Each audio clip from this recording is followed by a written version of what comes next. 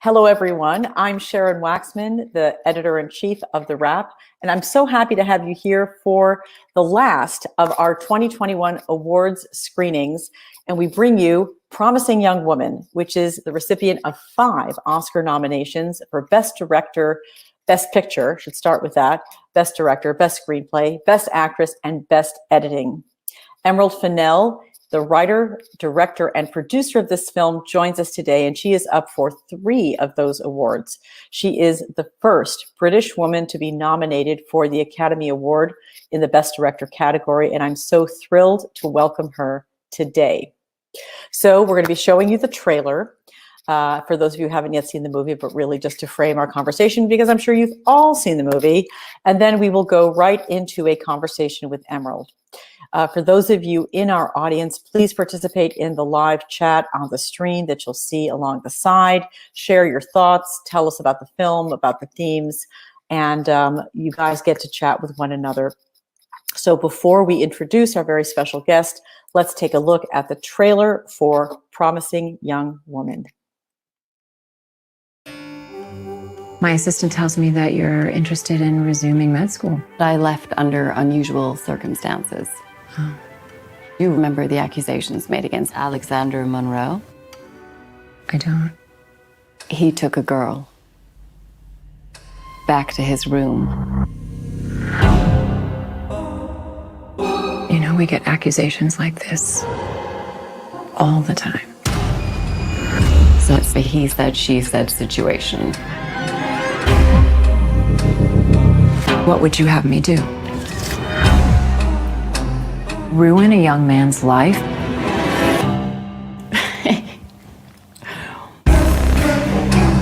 Was it reported? Yes. Do you know who she spoke to? You.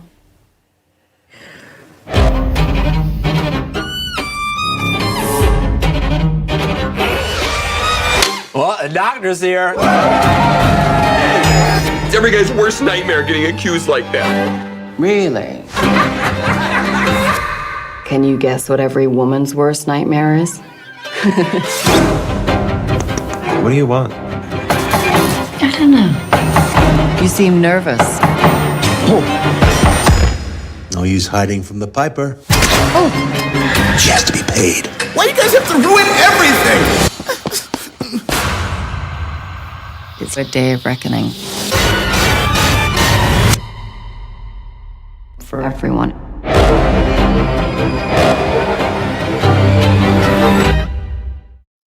Welcome back. It's my pleasure to introduce the Academy Award nominated writer, director, and producer, Emerald Fennell. Hello. Hello. I said hello in such a profoundly strange way. That was because you're so happy to be here. let me just sing your praises for just a moment for our audience. So Promising Young Woman is Emerald's directorial feature and screenplay debut. It was a breakout success all the way back in 2020 at the Sundance Film Festival, where we first got to meet her. And now Emerald is nominated for 3 Academy Awards for Best Director, Best Original Screenplay, and Best Picture. The film has a total of 5 Academy Award nominations, including for Carey Mulligan for Best Actress and Best Editing for the film. In addition, Emerald has received 3 Golden Globe nominations, a DGA nomination, a PGA nomination. She was the winner of the Writers Guild Best Original Screenplay and 2 Film Independent Spirit Awards, including Best Director, Best Screenplay. And last but not least, the film also won 2 BAFTA awards in the recent days, including Outstanding British Film, Best Original Screenplay. Coming up, Emerald has written a contemporary musical stage version of Cinderella. She can also be seen, for those of you who thinks, oh, she looks familiar. She's in season 3 and 4 of Netflix's award-winning drama series, The Crown. And she was the showrunner on season 2 of Killing Eve. So if you're like me, you hate her already because, oh my goodness. And she had a baby in the middle of all of this. But we're going to take this as a serious conversation. We're not going to be like, oh, and you had a baby, but you know, you did. So let me just ask you, we've dragged your carcass over here to Los Angeles so that you can prepare for the Academy Awards. And you must be, I can only imagine, exhausted after an entire, like the longest season, the endless, unending Oscar season. But I mean, I just want to start with that question. How are you feeling after this really historic experience that you're having with putting this film out into the cultural conversation and then getting 3 Oscar nominations and a baby? And a baby. It's just extraordinary. It's really, and even listening to you talk about it, it doesn't feel real or possible still to me. And I think for those of us who made the film, we're all kind of similarly like amazed, because it really was something we made in 23 days on a low budget, as something we thought would be, we really hoped to find an audience. We just didn't imagine it could get to this kind of stage, and also being nominated alongside the kinds of unbelievably talented, brilliant people who are nominated this year. So I'm still shocked. I think I'm so proud and delighted. It's hard to comprehend, especially with COVID, we're at home. And yeah, exactly. It gives it a sort of slightly strange, surreal feeling. Well, did you worry when you made the film that maybe people would not get it? I mean, you really managed to pull off this very specific and really tricky tone. It's comedy, it's satire, it's commentary, and it's maybe a little bit of horror, or I would say that it flirts with the edges of horror a bit. No? Yes. So were you concerned that people would get it, or that you would find the tone? I think tonally it just felt to me like I was just trying to approximate how the women that I know in my life discuss these sorts of things, and how our lives feel and look, I suppose that it's a really interesting thing that the conversations around this film, I've realized that people still think of comedy probably as something that is not an appropriate way of discussing certain topics. Mm-hmm. I just profoundly disagree. I really do think that there are some things that are too awful to discuss in any other way. And it was always really important to me, and to all of us making the film, that it would be accessible, that it would be a movie that stood on its own 2 feet as a film, as a piece of cinema, but that one that afterwards you would want to discuss too. It's a kind of, it is such a delicate balance, but it's a film, and it's not a piece of nonfiction or a or a lecture or any of those things. So I wanted to there to be a way of making it accessible, I suppose, to everyone. Yeah, but I think you did it in the way that is organic to you, but it's really smart and really funny and really deadly. So let's take a step back and talk about, and by the way, we should say that, it all starts with a screenplay that has gotten so much attention, in addition to the film itself and the acting performances and all the other things. But really that screenplay, which I'm so pleased for you, has gotten so much recognition. It's a brilliant screenplay. So this started, if I'm not mistaken, at a dinner party conversation about, I don't know if it was about sexual assault or the phenomenon of how women go through the world and sometimes have these experiences and then just go on with their lives. And you tell it. Yeah, there were a lot of things that I suppose, built up to it in a funny way that, I'm so sorry, of course, I didn't put Do Not Disturb on my computer, which is the Zoom, criminal Zoom. I'm so sorry. So sorry. You'd think that's okay. We've had so many things come crashing into these conversations, and really anything would be acceptable. Anything goes. So I think really it's so much of it was just growing up in a world where it was just a joke, women's bodies, and like having access to them and seeing them and touching them, and was like, it was part of the culture of movies and TV shows, and it was part of the banter culture of school and of university and of being a young woman, that like, you know, that it was all kind of fair game, that it was, I don't know, there was something kind of like profoundly disturbing about how completely endemic this idea that if you got drunk at a party, you know, whatever happened was kind of your problem, basically. You know, and it's just something that we're seeing in England at the moment.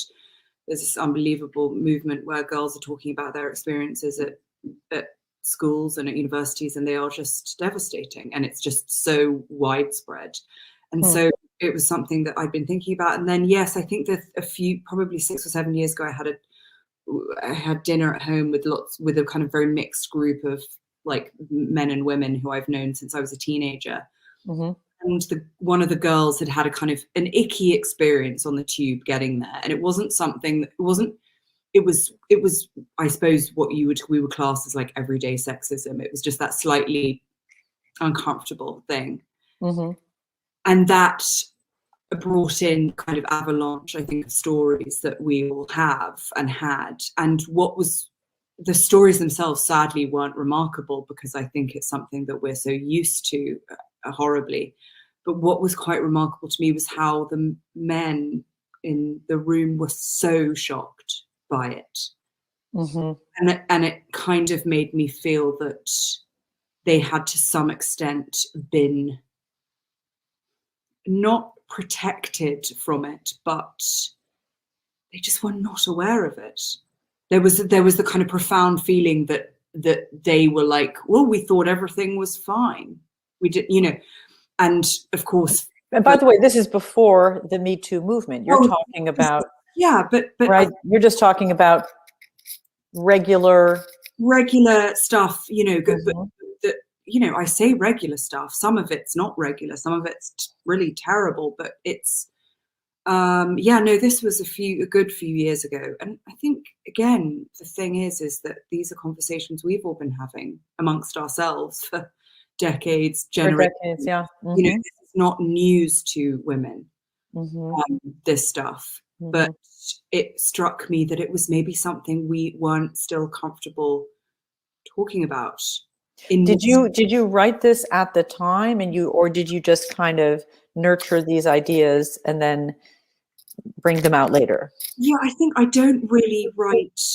I don't have much control over what the ideas happen when, but I think because of sort of the nature of talking about making a movie, you sort of reach back and think of how it came about. But the truth of it is that it was a few years later that the image of a girl on a bed, you know, being undressed, drunk, being undressed, and suddenly becoming sober, that was the first thing for me. But it just kind of popped in the image popped in your head. Yeah, absolutely. And I think I'd been wanting to kind of I'd been interested in the kind of Western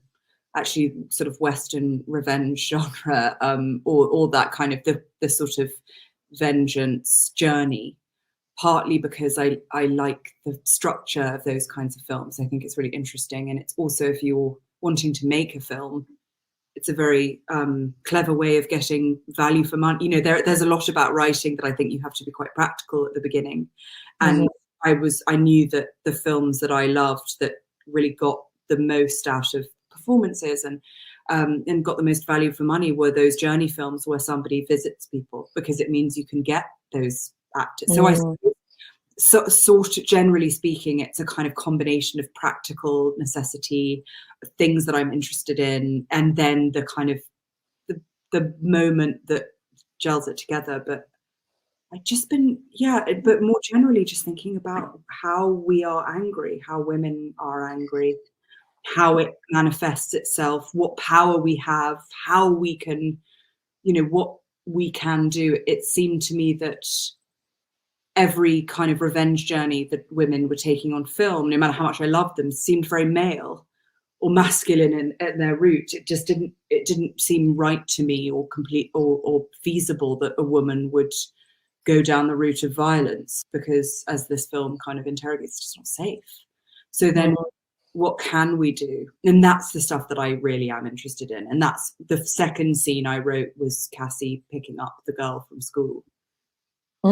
Because I'd been thinking a lot about how what advantages you do have as a woman, I suppose, and those advantages, particularly if you are blonde, sort of white, pretty, all of the things that Carey is, that the society kind of give you this free pass, I think. And so it was just looking at how easy it would be for me to get a teenage girl into my car versus how possible it would be for my husband too. Right.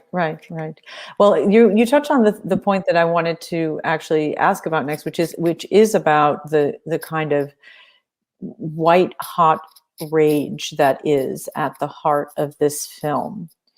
And you just referred to it yourself. Did this draw on anything from your own experiences that you wanted to, or from friends' experiences?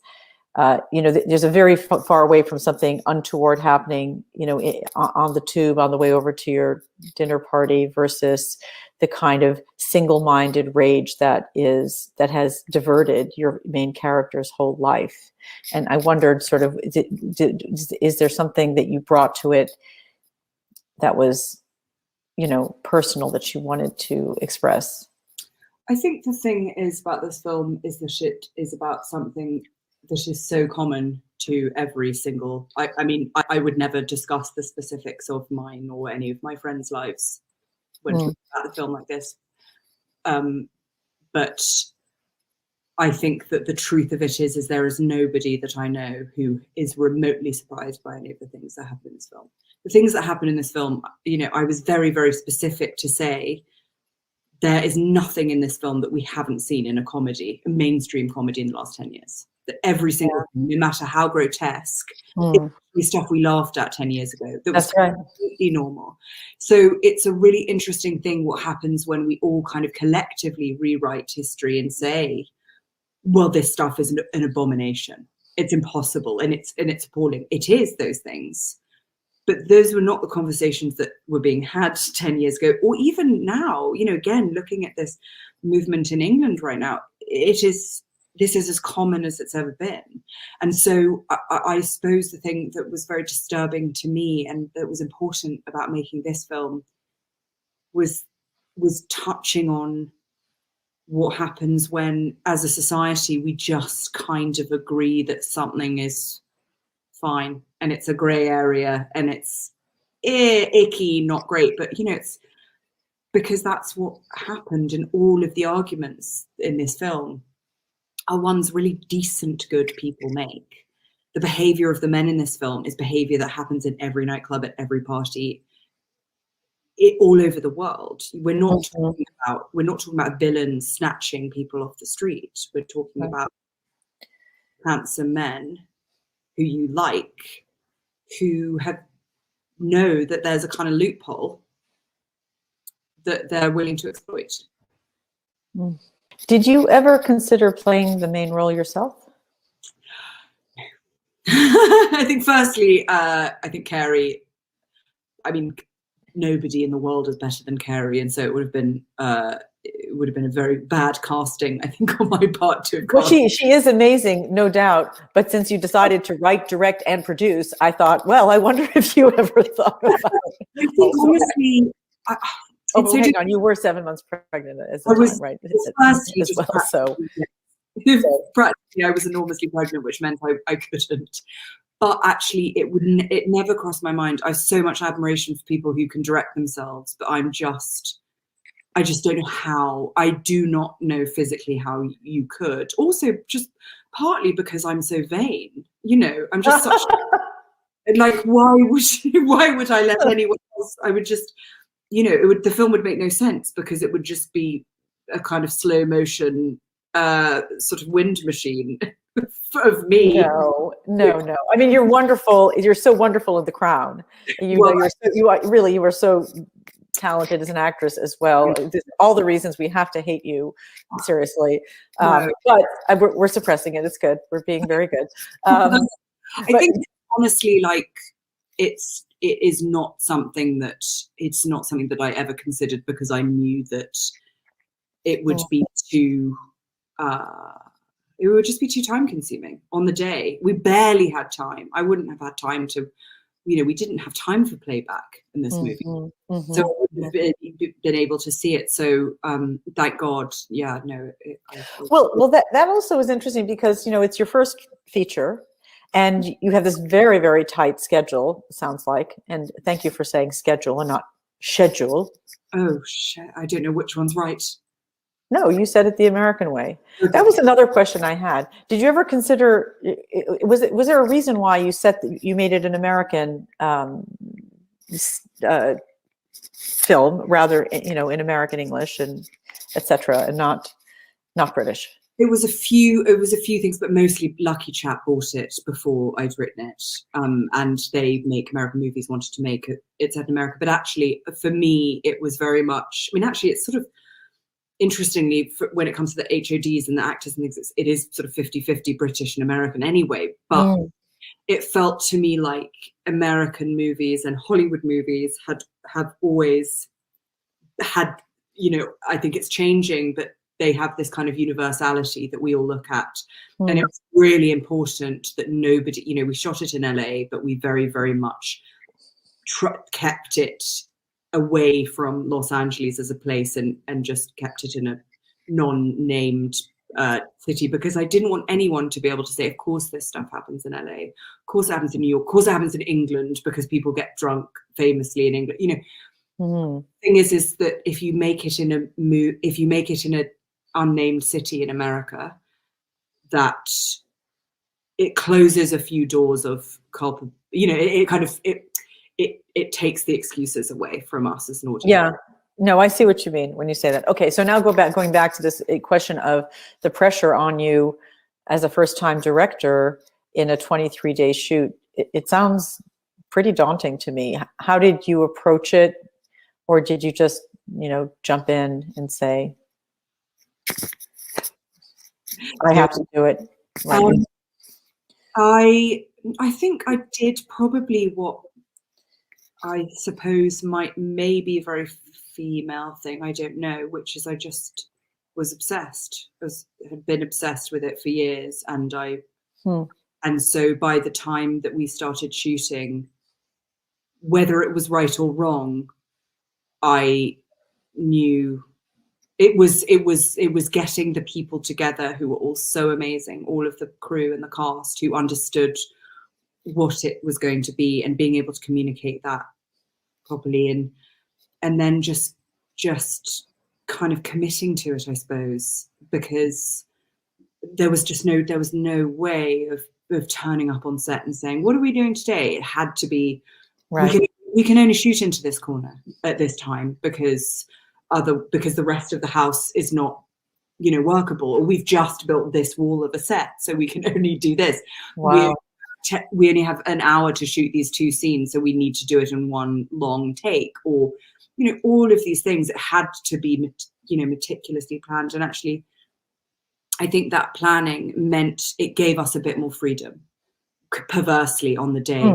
Because it meant that actually we had more time. So we could, if we needed to, we could play around a little bit. And it's lucky that I think the nature of the film is that Cassie as a protagonist is so formal and so restrained and so still that actually I was able to be quite prescriptive about the framing. And, you know, it is not a loose film by any means. It is a very, like, sort of contained. Yeah. Well, it also moves really fast. Was not surprised at all at the nomination for editing, because the pace, it's really, really tightly edited. It's beautifully edited, really. I don't know who edited it, but I mean, I'm sure it's all the things together. It's the screenplay, it's the acting, it's the directing, but it goes very fast. It goes by like pulls you through, you know. Thank you. And it feels like no wastage. I don't know. I think that's what I was trying to say badly. Thank you. I mean, I think we felt that very much. Like Fred, the editor, is just so amazing, and he's a very talented thriller. Yeah. Also, he did Taken and things like that. So he's very good at pacing. But also, most importantly, we didn't have very much material. You know, it is not a movie where we had acres of shots of, I mean, you know, sunsetting or right. establishes. You know, we didn't have time for establishes even for most things. I think we have an establisher of Cassie's house, and that was it. And we had to use that like 10 times to give us some space. But like, you know, so partly that's necessity, but also I think because of the way the film is constructed, it needs to kind of carry you along at pace, because it is sort of undercutting your expectations. You don't want to kind of hang around, and I don't like hanging around with movies. I kind of want all movies to be under 2 hours long. If I see a movie is 90 minutes long, I will watch it. Yeah, me too. Sadly, we couldn't quite get it down to that. Well, but it doesn't feel at all, you know, it does. There's just not a moment of lagging. I keep feeling it's pulling you through. Okay, so but I do want to get to the part of working with Carey Mulligan, who's also nominated and so very, very good in the film. I'm just going to point out this little thing that I have about leading actors and their directors. She does seem to be mimicking your hairstyle in some way in the film. And I've seen many actors do this. So sort of pull from their directors. But what was that like? So as we're talking about this having very limited time and very limited set space, I don't know if you got to rehearse with your actors in advance. Not really, no. So how did you work with her, and what was that process like? Well, I think firstly, I just think I've just always thought she was so good, so like astonishingly good and versatile in a way that I think versatility is often kind of thought of as sort of showiness. You know, we have people who do, but the thing about Carey that's so extraordinary is that actually the breadth of the stuff she's done is so wide that people often forget that, you know, the performance in Shame is so different to the performance in Great Gatsby, to the performance in Wildlife, Suffragette. Like she is immensely talented, but she's not playing to the gallery and never ever has. Mm-hmm. I suppose the thing about this film is that there was always going to be my real worry was having someone who would be tempted to play the irony, to play the sort of, you know, to play to the surroundings of the film rather than what it really needed, which was somebody who would be completely committed to the reality of this person and how unpleasant she can be, how, you know, damaged and distressed she is, you know, all of that stuff. It was important that she wasn't kind of kick-ass, which was always going to be kind of a problem. And so I knew at the beginning that Carey would just be exceptional. I think the thing that I was so grateful for and surprised by was also how not only as an actress is she just completely astonishing. She didn't drop a line. She didn't, there is no bum take. She's just perfect in everything. Wow. The difference. So just to work with her is a dream, but also she has something which I really think is underestimated enormously in almost anyone who works on sets, but particularly actors, which is that she's there all the time. She does not go to her trailer. She is not on her phone. She doesn't use stand-ins unless, you know, she has to change or whatever it is. She is there. She's part of the film completely and dedicated. And that because of the constraints of the film, that kind of dedication and good nature and a sort of complete respect for everyone in their jobs. You know, that meant that not only were we all just so dedicated to her as a team, but it saved us, you know, those 5 minutes that somebody's debating whether their costume is flattering enough, you know, those 5 minutes that somebody needs to go and kind of like whatever.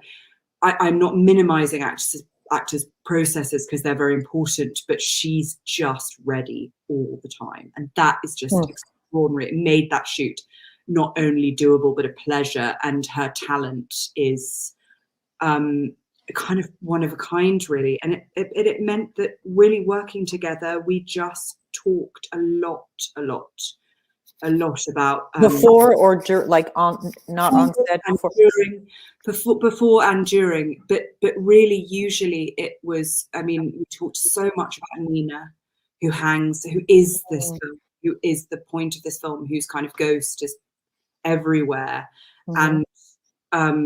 And so we talked a lot about that. We talked a lot about addiction, about cycles of self-harm, these sorts of things that, you know, that are not explicit in the film, but are crucial to making it, to making it feel as real as it does, I think, and as intimate a portrait of the person is. And she's just extraordinary. And I think I am quite, not prescriptive, I hope not, but I am quite specific, I think. And she is so wonderful at, she's just so wonderful at kind of collaborating as well. I trusted her completely and she trusted me. And so you don't have time to do several takes, or you did, or you say, Carey, can I have it this way or that way? I mean, there are directors who just literally they just let the actors be, but it's so specific because you're the writer and the director and I mean, the thing where the director doesn't stop talking the whole time either. Kind of like I can't just talk over you, but you know. There's a slight lag, and I'm living. Also, I find this always happens when I have conversations with women as we spend like 20 minutes saying, I'm so sorry I was interrupting, whereas men are just like, stop. So I'm sorry, I was the one who interrupted you.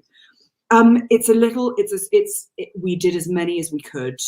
And yes, there was always, I think, because of the tone of the movie, it did require some options just so that we had somewhere in the edit to kind of work from. But usually the notes from me, they'll either be quite kind of physical and prescriptive, because I'm trying to kind of get a certain sort of tension or space between people, something like that.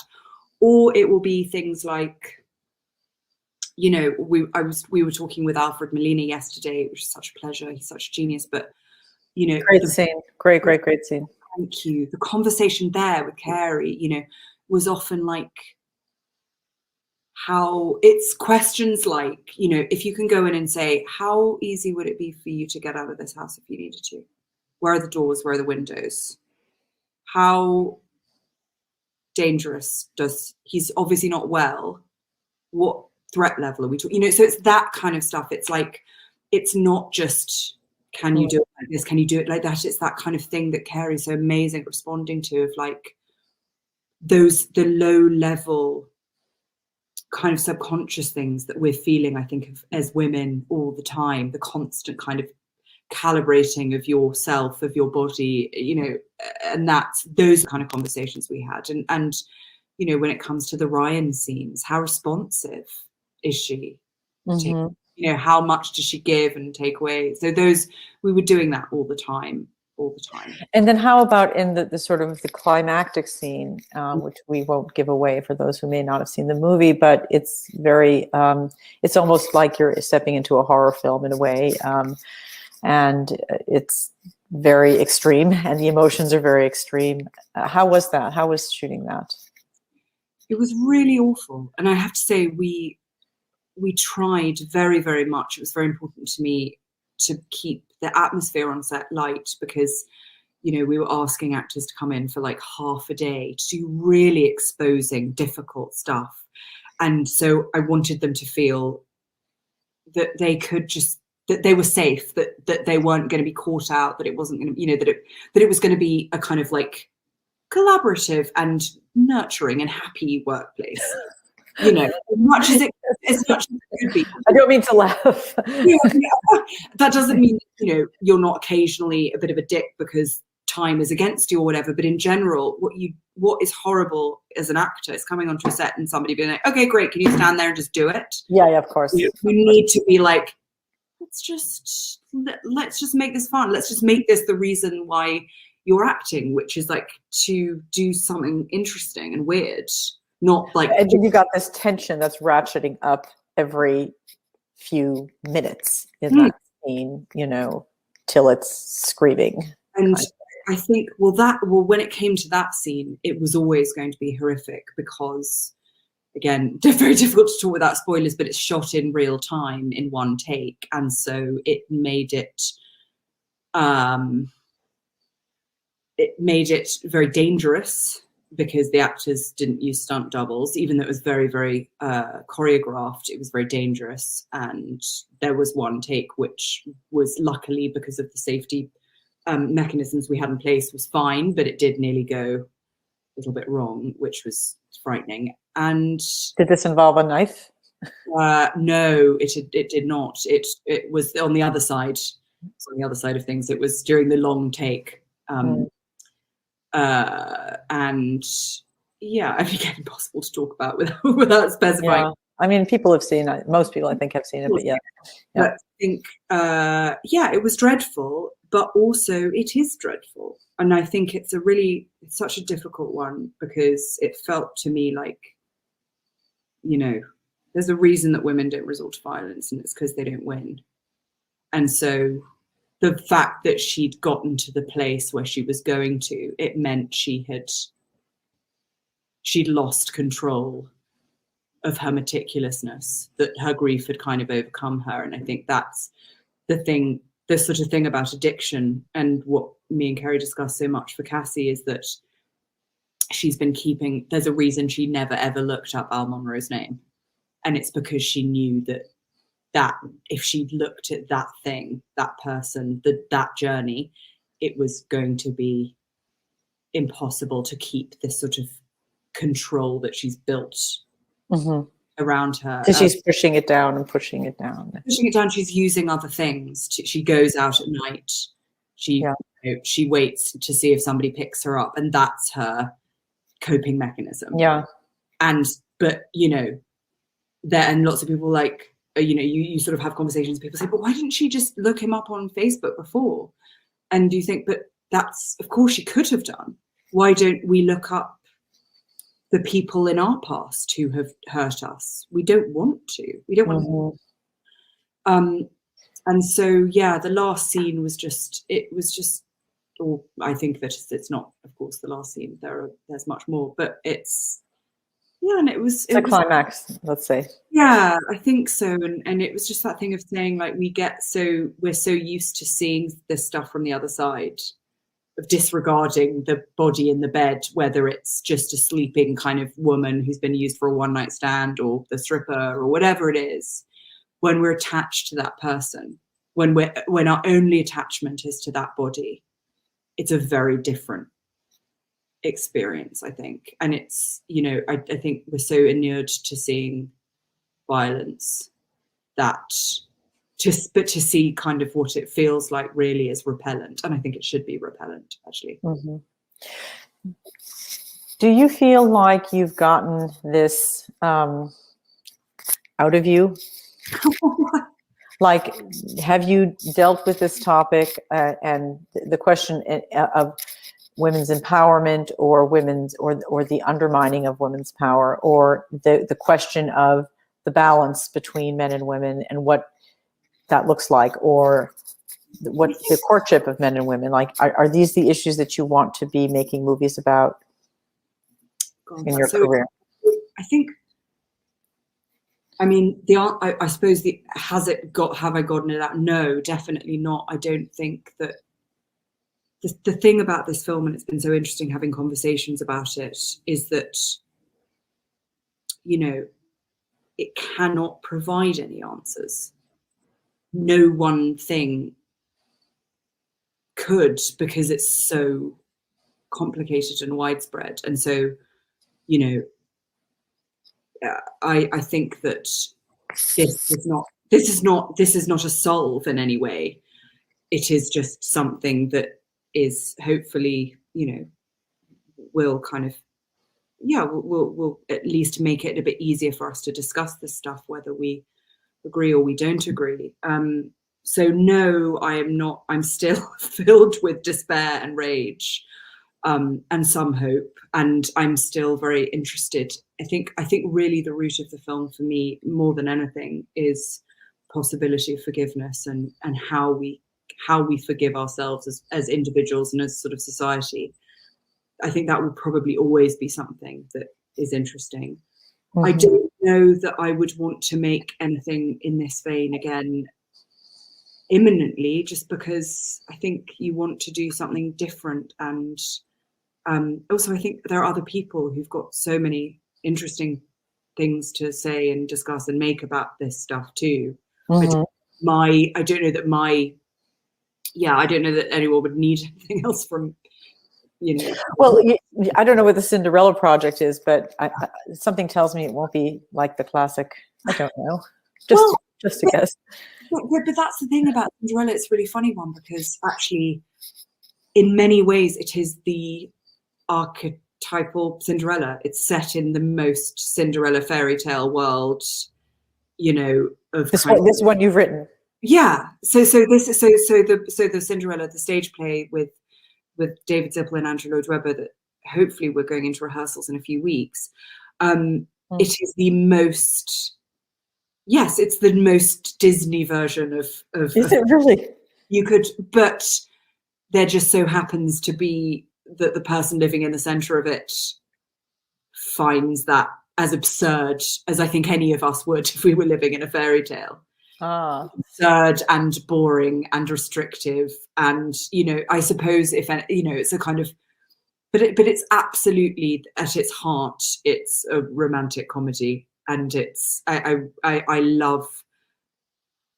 think if you're going to make a stage show, particularly with original music by Andrew Lloyd Webber, it's just got to be a sort of sweeping romance. And of course, there's darkness and there are satirical elements, but in general, you know, it was trying to make a fairy tale that felt like it had that I suppose. The root of Cinderella is change yourself, make yourself hotter, and then people will love you. And yes, what a wonderful message, yeah. Which is a message that I think we all can agree is still pervasive. And so, you know, it's about saying, well, if that, can you make a show which acknowledges that's what this story is about and interrogates it, I guess. But yeah, it does. It certainly feels of course, naively, I think it's totally very different to stuff that I've done before. But then everyone will come watch it and be like, "Oh, it's the same." Well, it may be when we step back and look at it. I don't know. So you have the ability to write, act, and direct. I don't know if you're one of those actors who were like, "I didn't dare direct, so I acted."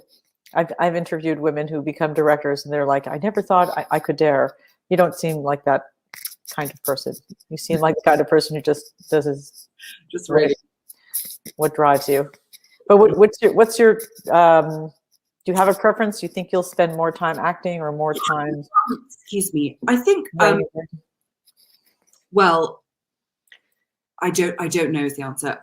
I really just like making things, you know, because and also when I was acting, you know, I was writing books at the same time. Right.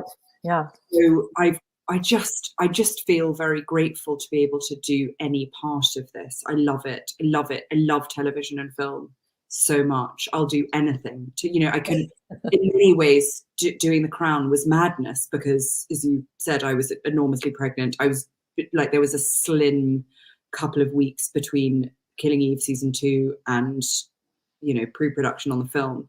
But, you know, when you love television and you love film, something like The Crown is a complete one-off. It's a one-off thing. Nothing is like it in England, you know, in particular. Yeah. The detail, the quality of it, you know, and you can't say no to that stuff. Like, and I've never been good at turning things down that I think will be exciting. But yeah, so I think probably I will just do whatever I can. You're going to continue to do it all. That's quite amazing. But I think the truth of it is when you're, you know, when you've got young, we have a small child and another one coming, and you know, you just actually another one coming. What? Yeah. Oh, yeah.